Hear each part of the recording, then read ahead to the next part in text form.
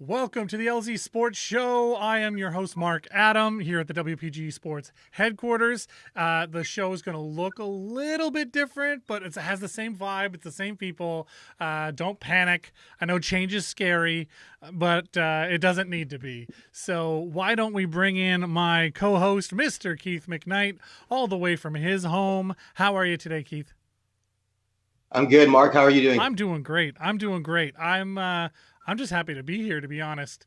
So it's going to be a day. We've got a lot on the go as far as things we need to are talk getting about. Intense now. You know, as the season's closing down. Right. It's getting a little bit on the scarier side. We're watching a lot of things happen that I would rather not see happen. Dropping games we shouldn't be dropping, including last night's matchup. So as we get to that, we're going to be dissecting that and then talking about all the different playoff potentials and all that. So before we get to that, why don't we hear a word from our sponsor? We'll be back in 30 seconds. See you then. Make your house a better place to come home to with Aqua-Tech Pool, Spa, and Bath. We've been delivering complete customer satisfaction for over 40 years. Whether it's a fully completed backyard escape, a completely renovated bathroom, or a premium upgrade on outdoor furniture, Aqua-Tech is the only name you need to know. That's because if it's an Aqua-Tech job, it's an Aqua-Tech team working on it. No outsourcing, no subcontractors. We do it all. Visit our one-of-a-kind showroom today at 1065 Dougal Road. Aqua-Tech Pool, Spa, and Bath. We create better places to come home to. Thank you for joining us here. We are back, and as I don't know if you can notice this, if you're watching, there is a live chat happening on the screen. For those listening to the audio version of the podcast, I will be picking out the messages we're going to be dealing with throughout the remainder of the show. Carrie Bilkowski in the house here. I'm, quote, year 2 of the pandemic, end quote, calm. Everything is a disaster, but I can't even stress anymore. Yeah, that is what it's like to be a Jets fan all the time. That's just Jet fan 101. Keith, thoughts on that? Are you maintaining your calm demeanor? Calm demeanor for the Jets, calm but realistic. Boy, it's really changing right now. Excuse me, the Jets really. I'm worried. I'm really worried right now. Yeah, there's a certain amount of panic under the calm for sure. It's a calm that's hiding the stress for sure. So that said, let's jump right into it. Let's look at the game stats from last night. Here we go. And I mean, this is not the result they wanted. 3-1, 40 shots on goal. Like it's not like they're not getting the chances. They had some beauties out there last night. Only 31 shots I say only, it's over 30 again, but only 31 for the Canucks. 65% in the face-off circle for the Jets, which is huge. Adam Lowry had a monster night at the face-off circle, but I mean, other than that, it wasn't. There was nothing to write home about stats-wise. 0 for 3 on the power play for the Jets, 0 for 1 for the Canucks. 2 penalty minutes for the Jets, obviously, and then 6 for the Canucks. 25 hits to 17 in favor of the Jets. It just didn't seem like they had all of their ducks in a row last night. I don't know. They were buzzing at points, and then the couple of bad mistakes cost them dearly. Looking at the score sheet, speaking of bad mistakes, there's Höglander there. He got 2 off of really poor play from the Jets. Other than that, I thought he had a really poor game, Höglander, but he was just gifted 2 goals. So when you have a head start like that, it's easy to forget all of the garbage of your play that happened before that. Demko, 39 out of 40 stops there. Absolutely not what you want to see when he's the goaltender you're playing against. A lot of the fans in the Discord chat were saying we got Hellebuycked, which is kind of funny because Hellebuycked has done that to so many people this year. Connor getting the lone goal for the Jets, assisted by Scheifele, and that massive, oh man, what a great move by Perreault. Great heads-up play. Absolutely makes a pylon out of the defender, and there you go. You get a goal. Great play all around. They just couldn't get more than the 1 goal. Demko was there every time they had a grade A opportunity. Laurent Brossoit, 28 for 31, still over 900 in the save percentage, but not enough to secure the win for the Jets. Next game for both of these teams is tonight, as a matter of fact, as they rematch again here in Winnipeg. So it goes by quickly. They have an opportunity right now, the Winnipeg Jets, to come back against this Vancouver team. You know, Vancouver is one of those teams who's playing like the Ottawa Senators, nothing to lose, but they don't want to spend the last few games of the season on a losing streak. That's true. We got a lot of year left. Like there's just so much. Like there's 2 games, but it just feels like so long. Like we're waiting so long for the end of the season. It's like time was like, oh my God, there's 20 games left. Oh, it's going so fast. And now there's 2 games left, and you're just like, oh my God, is it not over yet? Like it's got this, like, I think it has something to do with the 1-9-0 in their last 10 that the Jets are running right now. That's not a good number. I don't know who's out there keeping track, but 1-9-0 in your last 10 is brutal. That is not the way you want to go, and look at that number there. Ooh. Yeah, I mean, jeepers. Quickly out of the chat there, Demko was standing on his head all night. Absolutely he was. And LB let one softie, but was otherwise decent. I thought Brisebois played really well, but that second goal, he just was out of position. The puck took a weird bounce, and he was all the way tucked against his post for whatever reason. Given what he could see in front of him, that was a weird choice to me. And I'm not a goalie coach by any stretch of the imagination, but I've watched a lot of hockey in my day, and pardon if I'm bumping the mic, but I've watched I've watched a lot of hockey, and I just thought, to me, he looked really out of position. And if you're a goalie coach out there and you want to look at that second goal again and tell me why that's wrong, why maybe he was in the right position and it was just a freak accident thing, I don't know. I just thought that goal was on Brisebois. The first one, obviously, we have to put on Ville Heinola. Mishandles the puck, off they go the other way, goal. And that's an unfortunate situation for the rookie playing, on his 3rd game, was it? Yeah, trying to prove himself right now. Yeah, a little rough. So before we break down everything that we're going to break down today, why don't you hit me with who you thought was the best player of the game for you for the Jets? Before I do that, let's send a quick shout out to our friends over in the United Arab Emirates. Oh, yeah. Scheifele On. Yeah. We can't forget those boys. We connected with them. Just wanted to say hello and thank you so much for watching the show, boys. Yeah, right on. All the way from the UAE. That's a long ways away. So Safe and Juan. That is a long ways away. Safe and Juan, stay safe. Yeah, yes, boys. All right.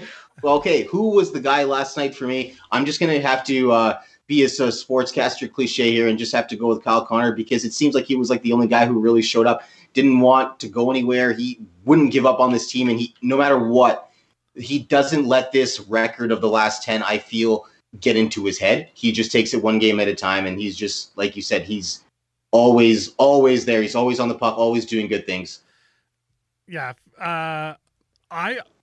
I really liked a lot of different players play. I thought Scheifele finally showed up. I thought Dubois had a fairly decent game, not a great game. We haven't seen really a great game from Dubois yet, but I thought he was, in pretty good shape there. But the guy that stood out to me, Logan Stanley, back on the roster. I thought he played really well. He was laying the body. He was, cutting off things at the point, and his shot is it's the hardest shot we have on the point right now, period. Morrissey doesn't have that big blast, and neither does Pionk, as our friend of the show, Neutral Zoner, continually points out. Like, we just need something bigger on the point, and Pionk being out of the lineup last night was not helpful either. But I really thought Stanley played very well. Overall, I mean, they didn't play poor hockey. They just had a couple of mistakes that cost them, and they absolutely could not score. So can't put it on a lot of the players, but something's got to give. So let's get into it then. Heinola. I'm going to go with Heinola from now on, because that's the way that Bayak pronounces it, and I feel like he would be the guy to make sure he's got the pronunciation correct. I would never ask one of those Sportsnet guys. Otherwise, you end up with Forbort. But it's. I think it's Heinola was what he was saying, Ville Heinola. So I'm just going to go with that until I hear differently. All right. I wasn't ready to commit to one, but I think we're going to go with Heinola from now on. So anyway, Heinola on the first pairing, he mishandles the puck, obviously, on Vancouver's first goal, and that was not great for him. So I thought that he really needed to do better there. He looked like a rookie last night. Like he looked like a rookie. The previous 2 games, he looked like he belonged and he was just a little rusty. But last night he looked a little lost at points. And when you're on the first pairing with Morrissey, that can't fly. And later in the game, they did end up shuffling the defensive pairings around quite a bit, trying to find that magic number there. But I just thought Heinola didn't look like he was comfortable last night. What did you think of his play? He very looked out of place. I think he played a little bit nervous, I think. Yeah. Almost like trying to do a little bit too much. Like he wanted to have a good game, but then he just, I don't know, like he was just way too into the game sometimes, as the late, great Kobe Bryant will say. Yeah, he got up in his head. I want to see him perform better, but at the same time, are we even going to see him in the playoffs? Or is he going to get, thank you for your time here, but then they're going to go back to their core?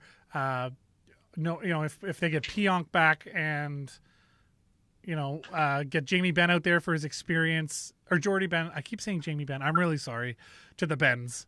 That's confusing them. But get Jordy Benn back out there for his experience and for his, the way he can contribute. And, he played last night, but that's not the point.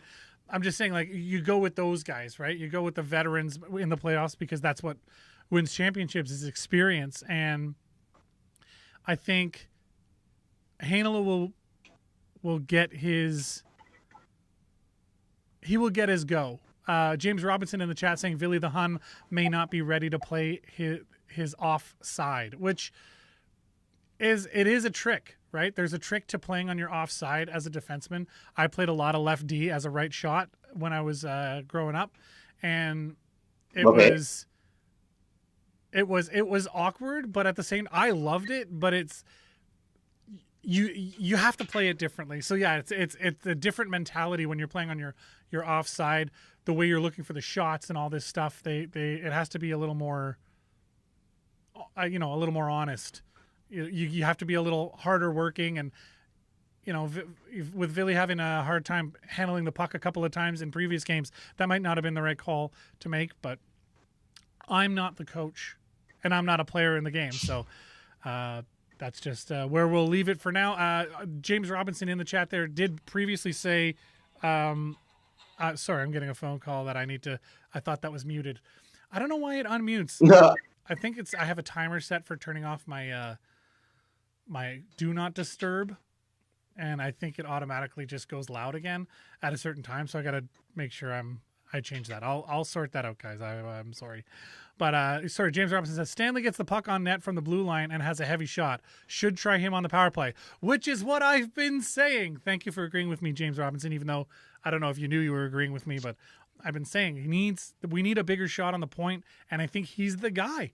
Why not put him on the power play? He can handle the puck. He knows what he's doing. He's not defensively irresponsible. And I mean, you got Josh Morrissey and Pionk are the 2 guys out there. And while I really like the way that Pionk controls the play on the power play, I think that Logan Stanley can learn that and quickly, and that booming shot will make all the difference.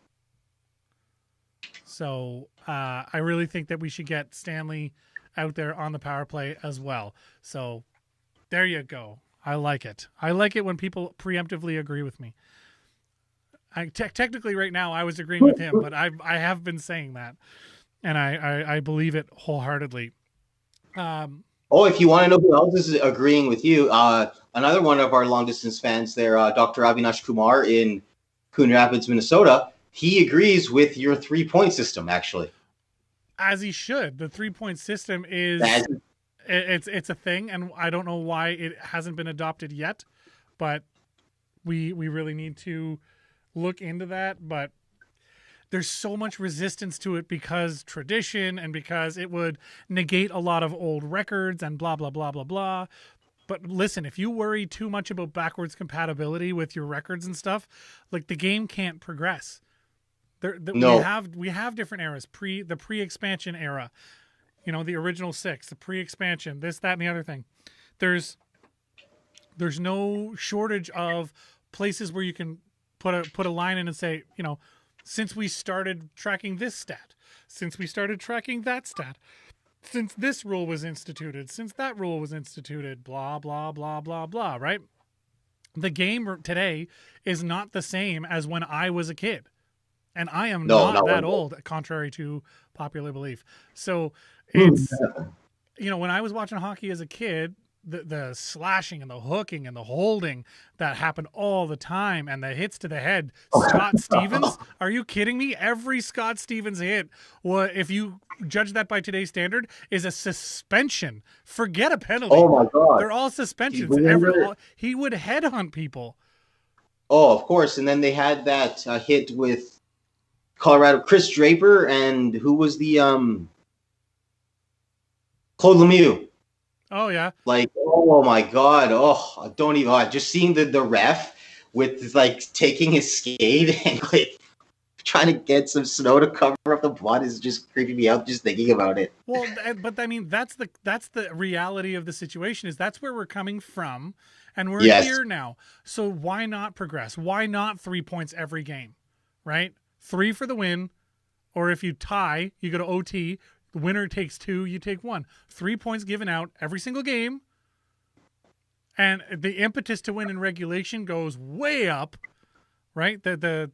Your desire to win in the first 60 minutes is way higher, because even like winning in overtime, there's no penalty for going to overtime right now. With a 3-point system, there would be. You'd be losing a point, literally giving away a point to the opposition. So that's my 2 cents on the matter. I've said this before, but I'm glad that our good friend agrees with me all the way from Minnesota. Yes. So yes, sir. From the chat, here's a good question before we move on to our next subject. Do you think we'll see Niku again? I think so. I think we'll see him this year, maybe tonight.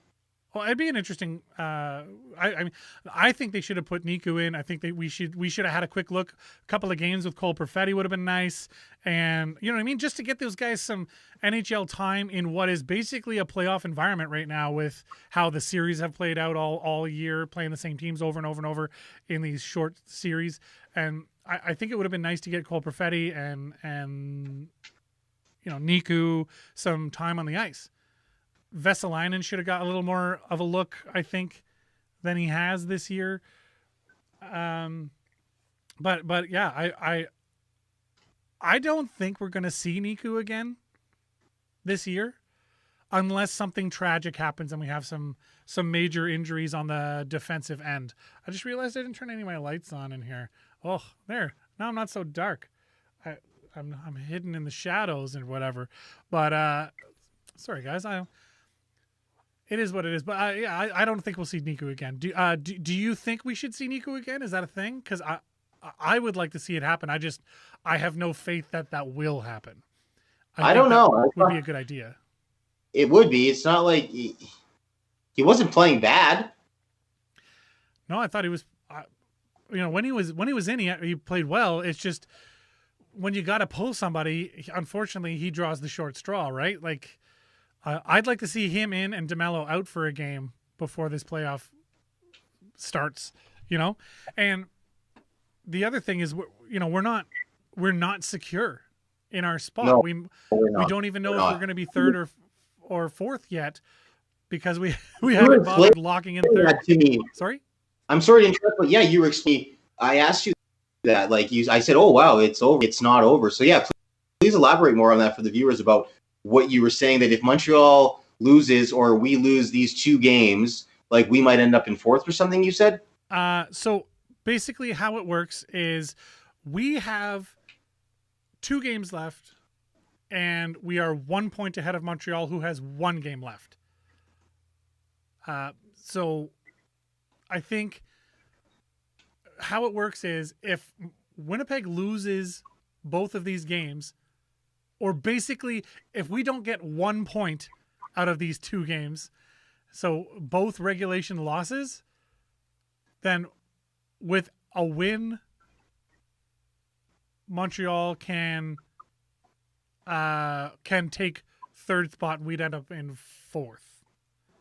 But they have to win their last game. The Montreal Canadiens have to win their last game, and Winnipeg would have to lose both games in regulation, but we could potentially end up 4th if that happens. And given the play by the Winnipeg Jets as of late, 1-9-0 in their last 10, we could end up there. We'll get more into the playoff picture when we actually look at those stats in a little bit. James Robinson thinks we should rest Forbert. So that's I'm not against that. Before we jump to the next subject, I will point out, follow us on all the social medias, as you see here on my sidebar. So Facebook, Twitter, Instagram, YouTube, Twitch. You can support the stream by going to streamlabs.com/the WPG magazine and donating. That goes a long way. We are doing this for fun, to bring you free content. If you feel like helping us out and supporting us, that would I might actually cry. I'm not going to lie. That would make me rather emotional. So that said, you can also have your say on the show by calling us or texting us 431-800-4555. Reach us by email, thelz@thewpg.ca, or if you're looking to advertise on the show, you can call the number or email address that you see there, 431-489-2401. There's the phone number, and ads@thewpg.ca is the email address. So back to the next subject we're going to talk about here. Let's get into it with Connor scores. Right? We mentioned that when we were looking at the score sheet. He actually ended up breaking his slump. He's been on quite the goalless drought. So now we actually have some goals. Well, we got a goal from him anyway. So hopefully that sort of gets the monkey off his back and he can get back to producing the way that he used to. I think, I'm not sure, I'd have to look it up, but I think he's still leading the league in second period goals, even though he hasn't scored in like 10 games or something like that. But James Robinson just yells KFC in the chat. I love it. Kyle effing Connor, man. Best name. Love it. So, I that's fine. And honestly, to go a step further, that whole line actually looked like our first line again. Finally, we're looking like ourselves again. So I'm happy finally to see that happen, where Scheifele, Wheeler, Connor, and I still think they should be broken up, that line, because they're not really producing the way they need to. And even though they looked flashy last night again, they looked a little more dominant. I don't think that's the permanent solution we need going into the playoffs. I think we have to figure some other stuff out. But what that looks like, I don't know. Give us your line combinations if you're in the chat, or comment below the video if you're watching afterwards, or you can hit us up on Facebook, Instagram, Twitter, as I mentioned before. That would be wonderful. So, I want to see that happening, where we get our first line really being the first line. And I think last night was a bit of a cheat. The goal that we scored was Scheifele assisting Kyle Connor, but the number 1 assist was actually Perreault, which I think would be a cool line to see. But I also really would be. Right? What do you think of that line? Connor, Scheifele, Perreault. Why not try it out? You got to try a couple things here. That sounds good on paper right now. Even just thinking about it, can you see those guys just making a good push for a couple goals there? I like it. Right? And I also like the idea of, and again, I'm going to use Connor, Dubois, Appleton. I really want to see that. I want to try that. I want to see it. I want to see what kind of stuff they can generate. I think if Kyle Connor and Mason Appleton, the way that they grind in the corners, gets Dubois going, I think that would be worth a try. Personally, I let me know what if I'm way off base or what. I would like to know. But I really think that could work. So hit us up in the comments. What do you think? Give us a call or text on the WPG Sports line, and we'd like to know. So thoughts on Connor getting the monkey off his back or that first line, Mr. McKnight? I like that. He deserves it. Yeah, he earned it. He worked for it, and he had a couple of opportunities in the previous game. He was standing all alone in front of the net against Ottawa, and just, I mean, he could have had 6 or 7 shots, and he just ended up with nothing there. So absolutely nothing. Yeah. Yeah. So anyway, James Robinson in the chat says playing duck, duck, goose to see who gets on the ice next.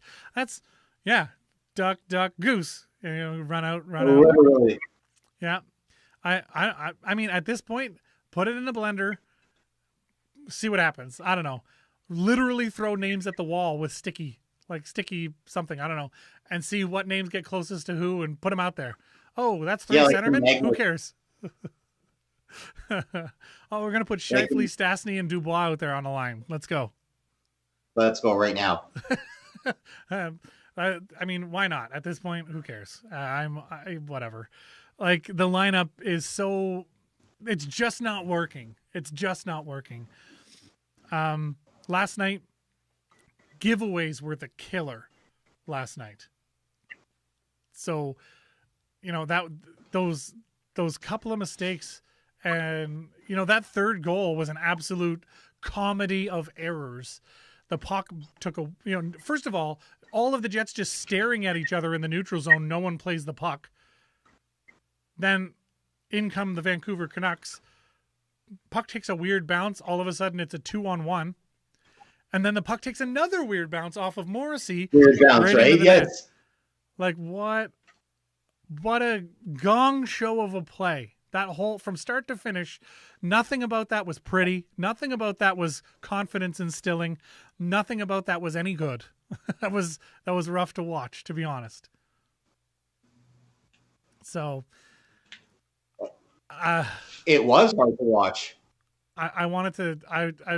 I just put my hands in the air at that point. I'm like, what? Like, can we buy a break? Like, I don't think we can at this point. Playing so well. I've never seen a team play that well and lose so many games when playing that well.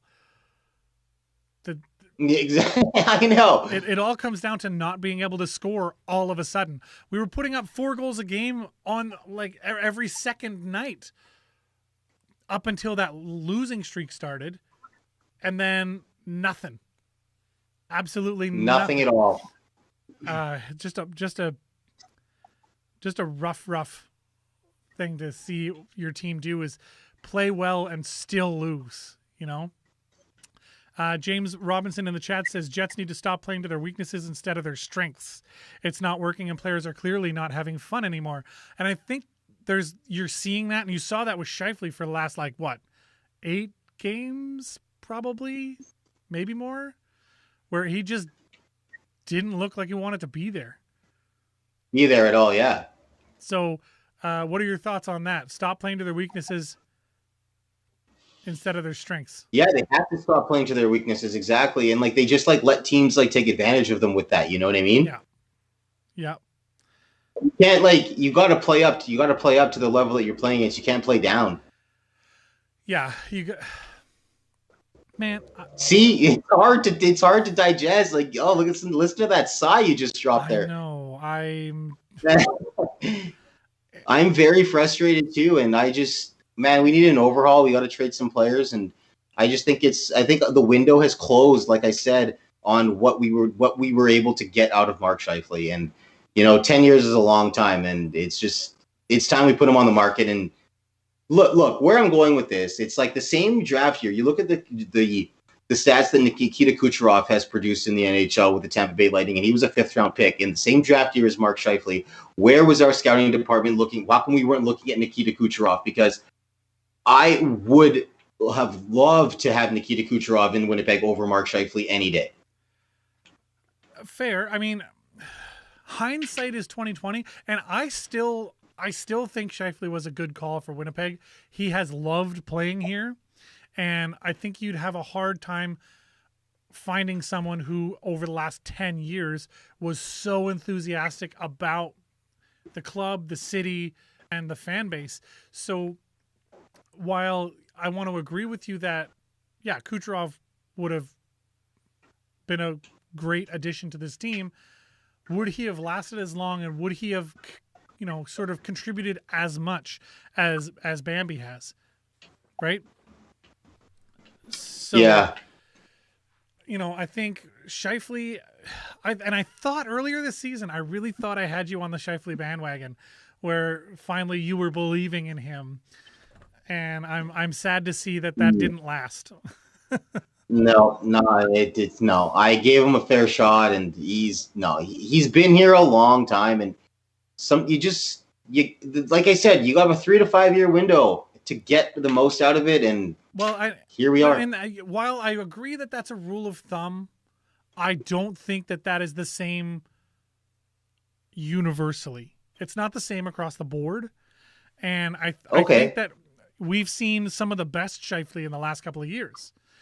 This year, before this whole tank at the end sort of started, I thought he was maybe our best player. Nikolai Ehlers, yeah. Kyle Connor, yeah. But I think, he was leading the team in points. He wasn't leading the team in goals at that time, but he was leading the team in points. He was not just leading the team in points, but he was leading the team through his own actions and his attitude and the way he carries himself. And all the other players were buying into that. And I think at this point, I know it's a short season, but the way that the Jets have played lately, he just looks tired. There's so much pressure on his shoulders.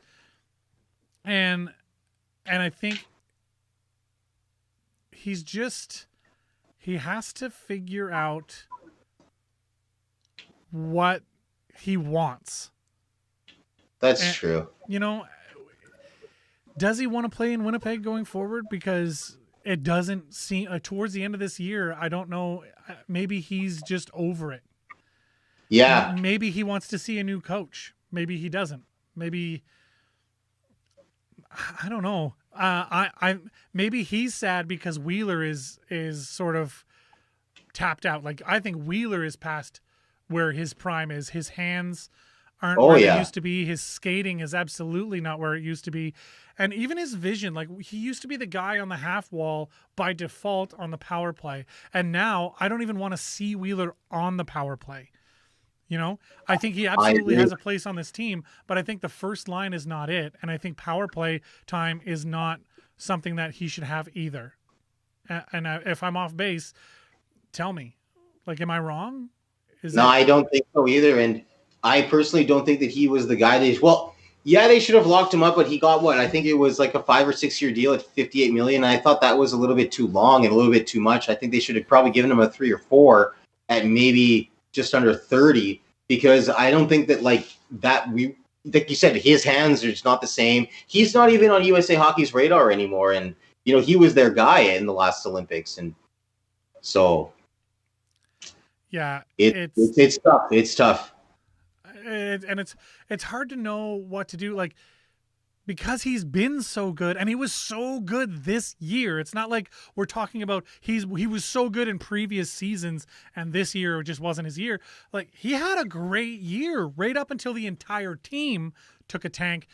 But I think a lot of that had to do with Scheifele and Wheeler at the top. Everything trickles down, right?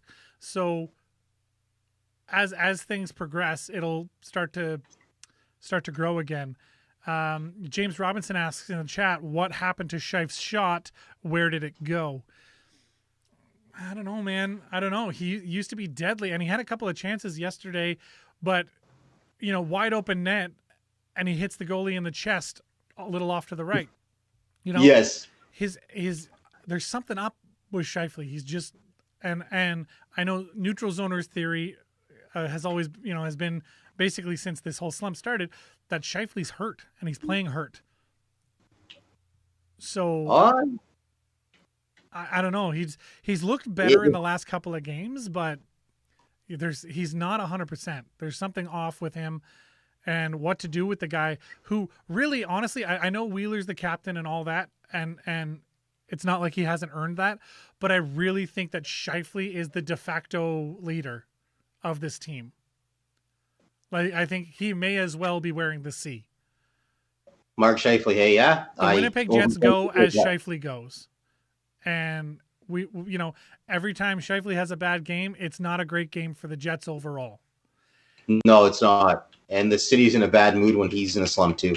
And then when you get him playing well like he was last night and still we can't score more than one goal, that's a little bit discouraging. And I hope that they don't take that energy into the next game. So James Robinson says, Wheeler feeling the weight of being the leader of this team. Absolutely, he should. He can't lead the way he used to. And if he doesn't adapt, then he shouldn't be the captain, right? He needs to lead. No. He needs to be a leader on this team, but he can't. It's not all about being a workhorse anymore. That's not enough. His hands are going, his skating is going, his vision is going, as far as like hockey vision, not his eyesight. But he just, something's got to give there. Thoughts on that, Mr. McKnight? No, he really needs to pick his head up a little bit more. He doesn't skate the same, and that's the one thing that sticks out to me about him is that he was always on the Olympic team's radar. And then I read an article about him that Blake Wheeler is just not the guy they're going to be paying attention to anymore. And I was like, oh, wow, ouch. And this happened just after he was the captain of I don't know, I think he was the Sochi Olympics. He might have been their captain. And then after that, he was just completely off their radar. So it was, it's pretty tough to see that happen. And the one thing that when you talk about his hands, I had the opportunity, I'll listen to this conspiracy, but this is truth though. I went to see a Minnesota Timberwolves game and the table behind us, we just ended up talking with him. They asked us where we were from and said Winnipeg. You're like, oh, wow, I went to high school with Blake Wheeler. And apparently he was quite the unreal tight end because he has really good hands. So maybe now maybe they're starting to go, or maybe he should pick up a football a little bit, develop those hands, get in a couple more years out of him. Which reminds me, and this has nothing to do with hockey or the Jets, but you just mentioned tight ends. Guess who is back in the NFL as a tight end? Rob Gronkowski played last year, so that's not good. Who is it then? It's gotta be somebody. He was one of the worst quarterbacks I've ever seen play the game. Tim Tebow. Tim Tebow is signed as a tight end. I have a New York Jets Tim Tebow jersey. This is great. I'm gonna have to wear that today. No way. Butt ball Tebow. Anyway, listen. He signed as a tight end with the Jacksonville Jaguars. Oh wow. Like it's been like 3,000 days since he took a snap. It's been 10 years since he was in the NFL, and he had a very short stint with the Canadian Football League that didn't go well. I think he was supposed to be involved with that AAF thing that was supposed to start. I don't think he went so far as joining the XFL at the time, but. And he was doing some work. He was playing for the New York Mets farm system. Yeah, he's a really good baseball player too, apparently. Like the guy is absolutely an athlete, no question.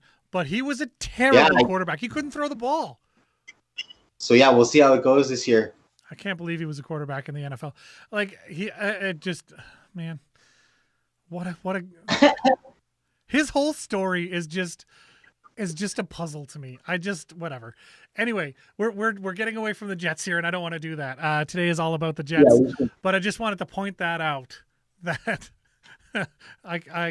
you mentioned Blake Wheeler being a good tight end. I just had to throw that in there.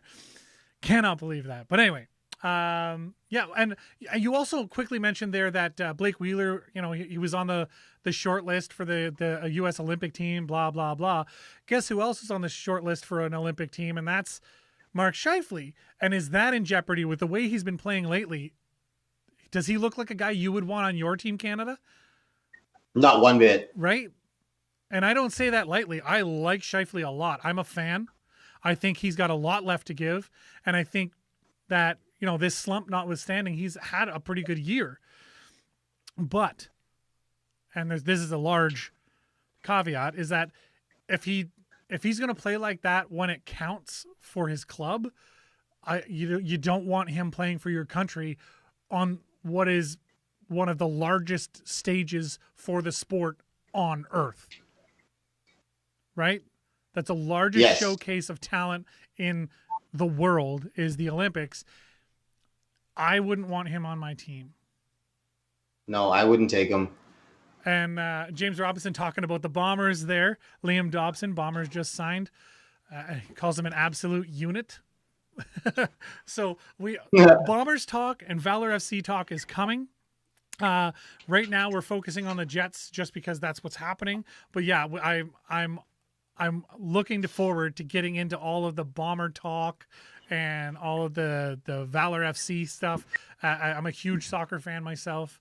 And there's just Winnipeg is this tiny town that has all of these big city amenities, and it's kind of nice. Yeah, I know, it's crazy. So we got a CFL team, we got an NHL team, we have an AHL team, we have a WHL team, we got CFL team, CPL, right? Like for such a small market city, there's so much to do here as far as like sporting events are concerned, and it's probably for the best because when it gets cold in the winter there's not much else to do.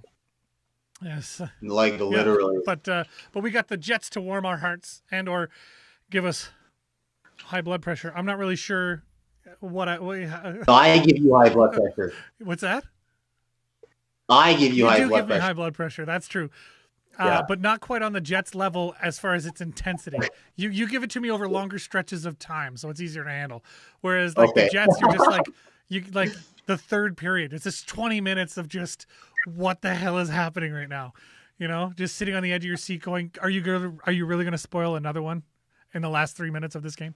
But it's a totally different sort of thing when you're a Jets fan. And I say that I grew up a Montreal fan, so there's a lot of success and a lot of really bad years in Montreal for my life. So I've run the gamut in my lifetime. I've watched my favorite team win a Stanley Cup, and I've watched my team not make the playoffs in painful ways. It's been a roller coaster as a Habs fan, and since moving to Winnipeg and adopting the Jets, it hasn't gotten better as far as my blood pressure is concerned. It's up, it's down, it's all around. It's the Jets, man. The Jets, those jerts. Can we talk for a second about how good Demko was last night, though? Oh my gosh, he's finally playing the goalie that I like. I'm just gonna say this. I fell in love with him when I saw that documentary about him. I said, "Well, man, I really like this guy. I'm gonna follow his career." And Vancouver Canucks, he played last night like he didn't. He doesn't want to get traded, and I know he does not like losing. He does not like, having bad ball. And I know that, when he was walking off the ice and things like that, and those losses with Vancouver, he was not happy about it. And real good for him. Let him rebound himself this way. Yeah, I think there's a lot to be said for Thatcher Demko. He's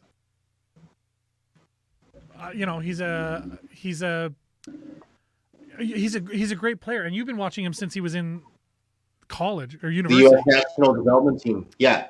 Yeah. So, I mean, what do you like? Is he going to get better or worse, or what's? I think he's going to get better, and I think that there's a lot left for him to give to the Vancouver Canucks. And the thing is, you said this perfectly about the Vancouver Canucks. They rely too much on their goalie, and that's a problem. And hopefully that they can find a way not to do that. And last night, finally it's starting to happen. It's like how the Jets, how everybody went through their losing streak in the beginning of the middle of the season. Now, unfortunately, the Jets are just on this massive losing slump. Now the Vancouver Canucks, have found a little bit of their niche in this conference, right? So it's just the way that, like they say, peaks and valleys and highs and lows, right? Yeah. It's true, and it's just, yeah.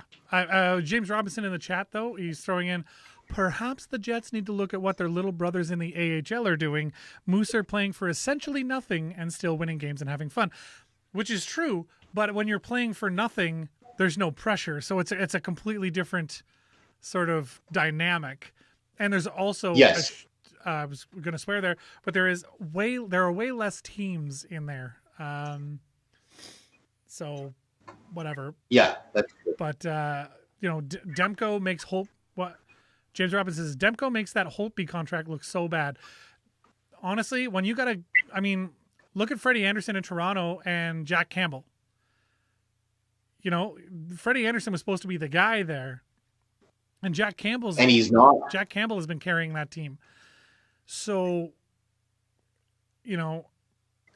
things happen. And again, hindsight's 2020. They went with Freddie Anderson to begin with, and Jack Campbell sort of emerged as the guy. And are you really going to be mad that the guy you're not paying that much money to is playing that well?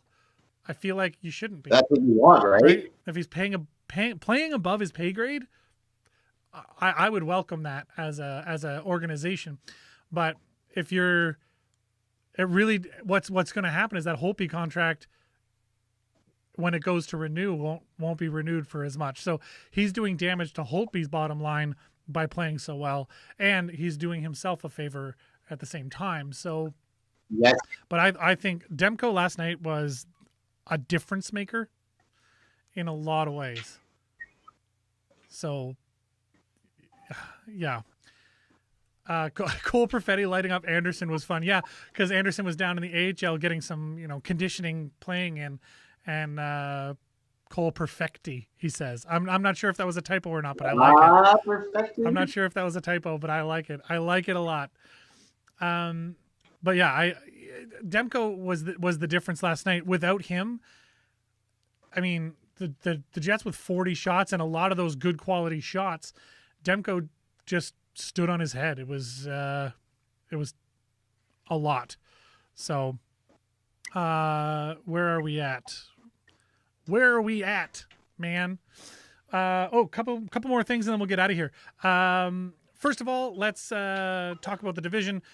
Last night, like I said, Montreal drops one, but they lost it in overtime, so they did get a point, which means, as I mentioned, they're 1 point behind us, and they have one game left. The Jets have 2 games left.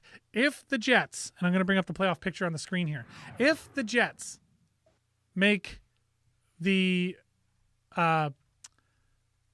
lose their last 2 games, Montreal can win one and end up in third. If the Winnipeg Jets want to secure third place, all they need is a point. One of the 2 games, even a loss in overtime would count. Yeah, so I was just thinking too. All they need to do is take one of those games to overtime. Yeah, either of those games goes to overtime, the Jets are in third, and then it's a matchup that locks in the matchup between Edmonton and Winnipeg. However, if Montreal wins their last game and Winnipeg loses both, we will end up in 4th place and play Toronto, which will make a lot of people angry. Everybody wants to see that Montreal-Toronto first round. Oh, yes. Everybody wants to see that, myself included. And Winnipeg, Edmonton, do I think that we would have an easier time against Toronto? Maybe, but do I think that it makes that big a difference? No, I don't think it makes that big a difference. If the Jets are going to show up in the playoffs, it won't matter which team they play against. They're just going to show up, and they'll play their game. So right now, for those that can't see the stats, if you're listening to the audio version of this, or you're just listening to it through speakers in the kitchen or something, I don't know, whatever. Toronto is first place, and I've got this organized by points percentage. The actual placements are on the left there. So basically it's all in order, except Vancouver is in 6th by points percentage, where Ottawa has more points than them, technically. So, but by points percentage, Ottawa is the last place team. So Toronto sitting over 700, 7-1-2 in their last 10. So they've only lost 1 regulation game in their last 10, which is pretty impressive, to be honest. The Edmonton Oilers sitting in 2nd place with a .648. Points percentage 7-3-0 in their last 10. Also pretty, I'm going to say impressive. And then there's Winnipeg sitting in third, 1-9-0 in our last 10. Absolutely brutal. Montreal 4-5-1 in their last 10. Calgary 5-5-0 in their last 10. Vancouver 3-7-0, which is not great, but they did just improve from 2-8-0. Going into last night's matchup, the Winnipeg Jets and the Vancouver Canucks were both sitting on 2-8-0 records in their last 10, and Vancouver improved and Winnipeg Jets did not. Ottawa, an impressive 7-2-1 in their last 10. Man, I really honestly think if they had pushed a little harder at the beginning, or a little earlier even, like a week or two earlier, then what a difference that would have made for their chances in the playoffs here. They started their push a little late, but I'm really I'm really impressed by their play overall. So yeah, I can't wait to see what they turn into in the next couple of years. But as you can see, all playoff spots are clinched. It's just a matter now of is Winnipeg and Montreal going to make the flip, or are they going to stay where they're at? So that's the big thing. In other playoff sort of looks, we see basically every playoff spot is now clinched. Pardon me. Yes. There are going to be some flipping between like who's going to end up playing who. So the seeding still sort of out. A lot of these teams have played all 56 of their games. Actually, the Central Division is completely played. They're done. Every team in that division has played all 56 of their games. There's a couple of games left to be played in the Mass Mutual East division. Yeah. So Washington will need to play Boston, and that'll be the last game for that division. And then there's a bunch of missed games because of, there was our division and the Honda West division both had some COVID problems that got a little out of hand. So there are some games left in the Honda West division. Colorado needs to play 2 more, as does Minnesota, St. Louis, Los Angeles. So they'll all end up playing each other, however all their schedule works out. But the playoff spots are all taken. Now it's a matter of seeding for that division. So the only division that actually is solidified at this point is the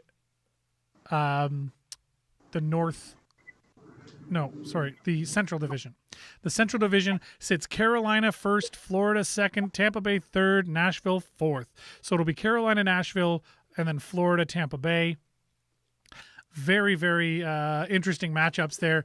Tampa Bay, Florida, and Carolina have been on our crazy watch list all year. Very excited to see what all comes out of that. I'm wondering how much of the playoffs we're going to get to see here without having to go the extra mile to stream these games beyond what might be considered legal. Here's hoping that we can actually see these games on Canadian television, some of them at least. But so that's sort of what's going on around the league. Can we take 2 seconds before we leave? First of all, I'm going to answer James Robinson putting in here. Losing to Toronto first round would be so painful. Ejecting Toronto in first would be legendary. Well, the playoffs are a very shootout sort of thing. Like they're like the elation you feel when you win, but the absolute devastation you feel when you lose. So there's definitely that. Losing to Toronto in the first round would be the absolute worst. Wait, it's the same message. We know what you mean. It's you must have retracted one and put it back up, but the chat here saves it. So sorry, posterity. It's going to be there for a while. Anyway, the last thing I wanted to talk about was Connor McDavid is an absolute monster. Yeah, Connor McJesus over there. Everyone's just getting McDavid, like you said. Jeez, McDavided. He's McDavid. Man, he is something else. And I mean, TSN ran top 10 Connor McDavid plays of the season, and it looked like someone's like entire career highlight package. Did you know He's got what are his stats right now? Something stupid, right? My prediction is going to finish with like close to 110 points in all this. And he ended up getting like 4 in like his last game or something like that to break 100. Well, it's crazy. Last night he only got 1, I think, but it was the winner. I think. I'd have to look that up. But I think he's got 102 points right now, which is very impressive, to be honest. And I want to look at Connor McDavid real quick. If you take all of the goals that he has scored out, like away, like you just don't count any of his goals, based on the number of assists he had this year alone, he would have the second most points in the league behind Draisaitl. His teammate, wow. Yeah, think about that. He's got 33 goals this year. If you discount 33 goals, he still has 69 assists.